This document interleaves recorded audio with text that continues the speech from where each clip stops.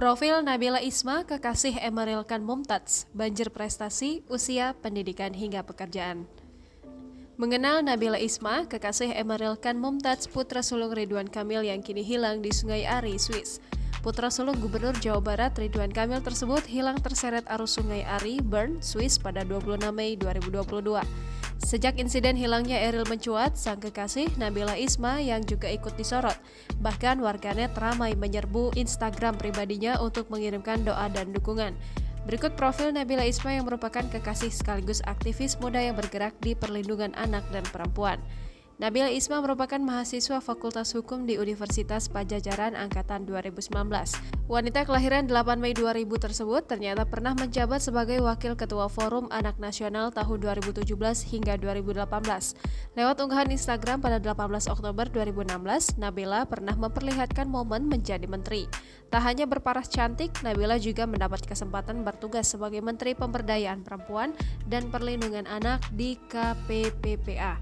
Sementara itu, ia aktif dalam komunitas anak-anak bernama CDIF Metamorfosa yang juga mengantarkannya memperoleh penghargaan Ashoka Young Changemaker 2021.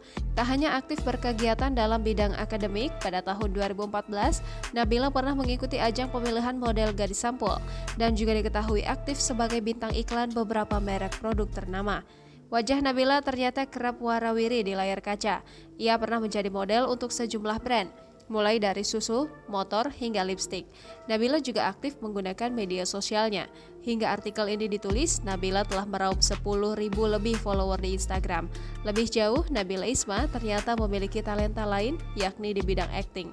Ia sempat membintangi web series berjudul Inspirasi. Kemampuan aktingnya itu ia perlihatkan lewat unggahan di Instagram pada 1 Juni 2020.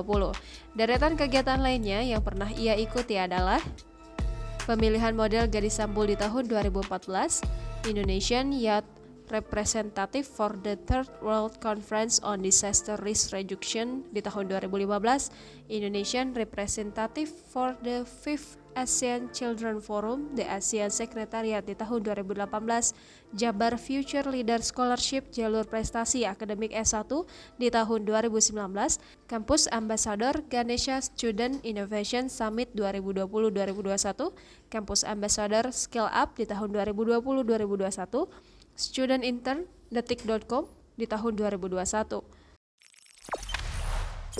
Jangan lupa subscribe, share, komen, dan like ya.